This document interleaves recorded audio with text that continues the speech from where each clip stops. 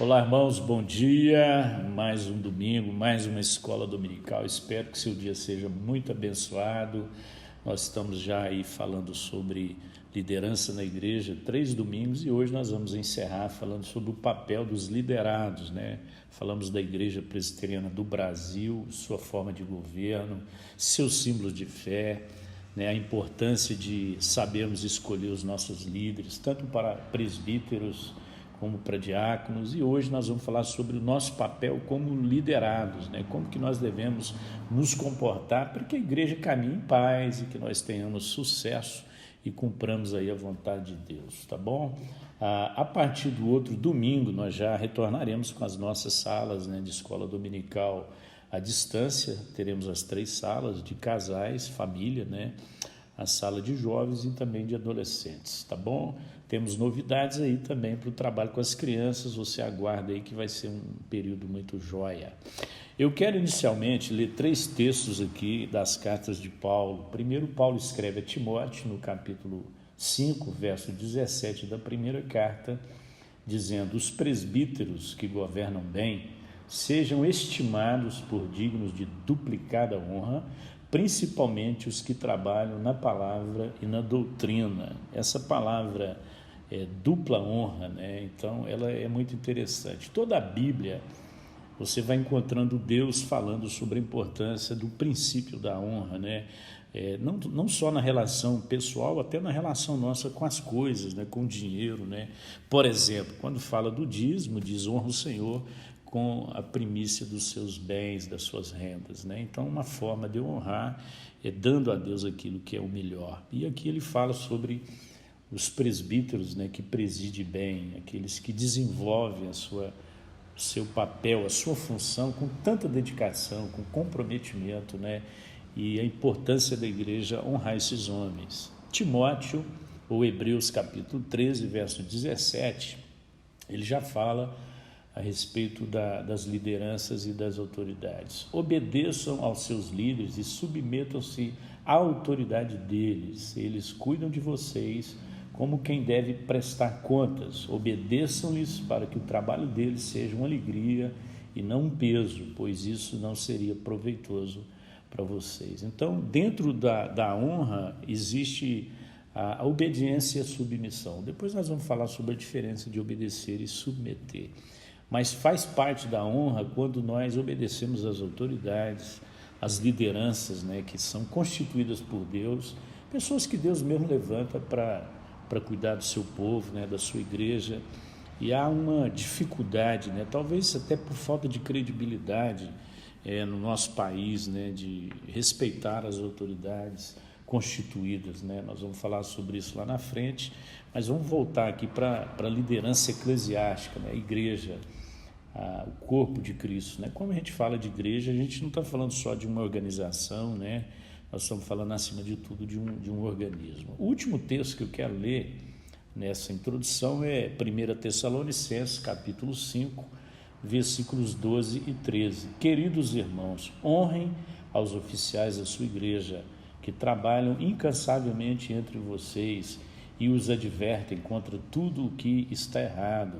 Tenham grande consideração por eles e dê-lhes o seu amor de todo o coração, porque eles estão se desgastando para ajudar vocês.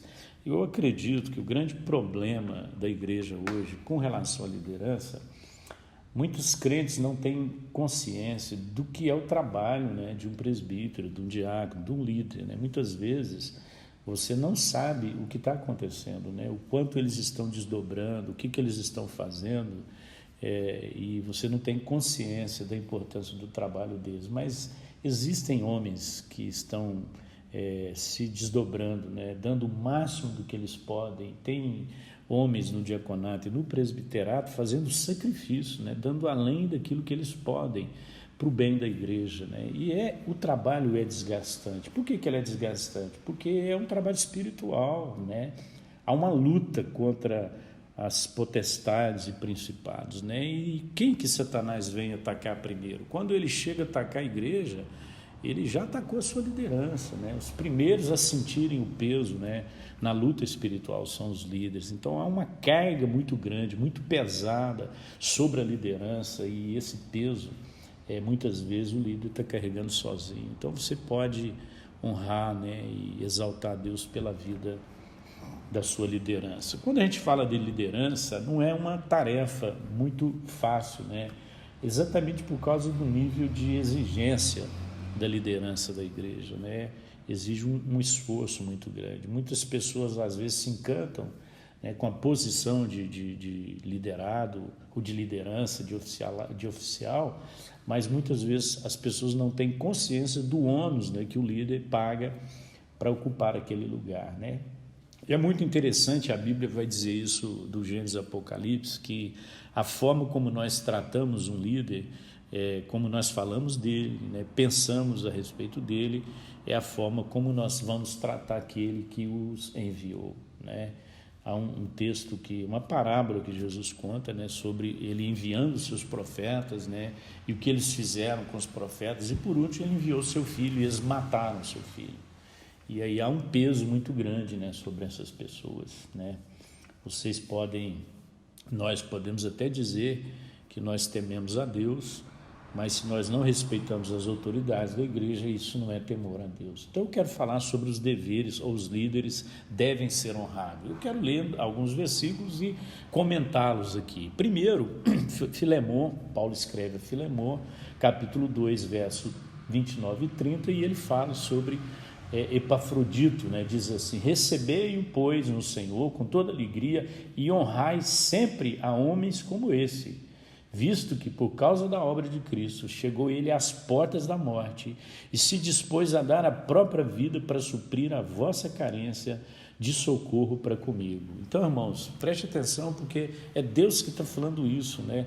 É muito feio ver um pastor exigindo honra da igreja, né? Não cabe a nós, pastores, exigir honra da igreja, nem presbítero exigir honra da igreja, né? O que nós podemos fazer é ensinar a igreja a respeito do princípio da honra, porque o princípio da honra não é para resolver um problema do pastor. O princípio da honra não é para resolver um problema do líder, é para resolver o problema da igreja, né? Porque o peso da desonra cai sobre a igreja. Então, muitas vezes, nós temos alguns reflexos na nossa vida e às vezes não sabemos por quê. De repente é porque falamos mal da liderança da igreja, né, dos oficiais da igreja, do líder da igreja, e Deus vem e pesa a sua mão sobre nós. Então ele está dizendo aqui, Paulo ensinando a igreja, dizendo a importância de receber Epafrodito com honra. 1 Tessalonicenses 5, 12 e 13 fala sobre honrar os que trabalham na obra do Senhor, né? Agora vos rogamos, irmãos, que acateis com apreço os que trabalham entre vós e o que vos presidem no Senhor e vos admoestam, e que os tenhais com amor em máxima consideração por causa do trabalho que realizam, e vivem em paz uns com os outros. Esse é o texto que eu li lá em cima. 1 Timóteo aparece aqui, capítulo 5, verso 17, diz que o obreiro que se dedica ao ensino da palavra e que lidera bem, ele deve receber um salário em dobro. Diz, devem ser considerados merecedores de dobrados honorários os presbíteros que presidem bem e com especialidade os que se afadigam na palavra e no ensino. Quando ele fala especialmente os que se afadigam, ele está falando daqueles que dedicam o tempo integral, né? O trabalho deles está relacionado com a igreja. Eles não têm outro trabalho, isso é o trabalho deles. Então, a forma de você honrar é o salário. Tem muita gente que ainda acha errado, né? Pastores receberem os seus salários. Irmãos, o pastor também tem suas necessidades, como qualquer uma outra pessoa, né? O pastor também trabalhou, formou, fez faculdade, como qualquer uma outra pessoa faz, né? Para ser médico, advogado, engenheiro, enfim. Então, também trabalha, dedica o tempo integral, e ele está falando sobre essa forma de honrar aqueles que se afadigam na palavra. Gálatas 6:6 diz que o discípulo deve honrar o seu mestre com os recursos que ele possui. Diz assim: e o que é instruído na palavra, reparta de todos os seus bens com aquele que o instrui, né? Na outra tradução diz assim: aquele que está sendo instruído na palavra, faça participante de todas as coisas boas aquele que o instrui. Então, irmãos, né, não é hábito da nossa igreja presbiteriana, mas as comunidades têm esse hábito, né? Às vezes vão lá e levam oferta em dinheiro mesmo. Pastor, eu estou aqui abençoando a vida do senhor. Já ouvi falar de igreja que troca o carro do pastor, a casa do pastor. Isso depende dos vínculos, né, que a pessoa tem com a igreja, mas é uma forma que a igreja tem de honrar muitas vezes a sua liderança, né? Então, irmãos, isso traz benefício, né, para a vida da igreja também. Eu quero ler agora Hebreus 13:17. Ele fala sobre o obreiro que cuida do rebanho, como que ele deve ser tratado. Obedecer aos vossos guias e sede submissos para com eles, pois velam por vossa alma, como quem deve prestar contas, para que façam isso com alegria, não gemendo, porque isso não aproveita a vós outros. Obedecer os vossos guias e sede submissos a ele. Eu disse lá na introdução que eu ia falar a diferença entre obedecer e submeter. Obedecer uma pessoa é uma coisa, né? Submeter é outra. Obedecer é uma obediência, muitas vezes até obrigatória, né? Você não tem, às vezes, muita escolha, não. Agora, a submissão é a atitude do nosso coração, é quando você tem prazer em obedecer, né? Você tem disposição em obedecer. Eu quero fechar essa palavra lembrando das palavras de Jesus, né? Quando ele falou de galardão de profeta. Irmãos, isso é muito sério, né? A igreja muitas vezes não prega isso, né? A gente é muito tímido muitas vezes para muita coisa, né? Medo de ser mal interpretado. Muitas vezes a gente não ensina totalmente aquilo que a igreja precisa aprender. Mas eu quero hoje me libertar disso. Jesus diz assim: quem recebe um profeta no caráter de profeta receberá o galardão de profeta. Quem recebe um justo no caráter de justo receberá o galardão de justo, né? Isso está lá em Mateus capítulo 10, verso 41. O que Jesus está falando aqui? E muitas vezes a gente não entende isso. Ele está dizendo que quando nós recebemos e honramos, ou quando recebemos e honramos uma pessoa enviada por Deus, Deus vai nos recompensar. É claro, irmãos, que tudo tem a ver com as motivações do coração, né? Quando você está honrando, pensando no benefício, está errado, né? Você tem que honrar pensando no privilégio, né? O privilégio que Deus me deu e a responsabilidade que eu tenho com os meus líderes, né? Então, devo honrar a minha liderança, né? E aí Deus vai te recompensar. A forma como Deus vai fazer isso, irmãos, ela é multiforme, né? Deus pode fazer isso de diversas maneiras, né? Então, assim como Deus ele abençoou o profeta, o texto diz que a promessa dele se estende àquele que honra o profeta, né? Esse vai receber o galardão de Deus em justa medida. Então, a grande pergunta que eu faço é: como é que está o seu coração, né? A maneira como você trata os seus líderes é um exemplo de como você trata o seu próprio Deus, né? Aquele a quem você serve.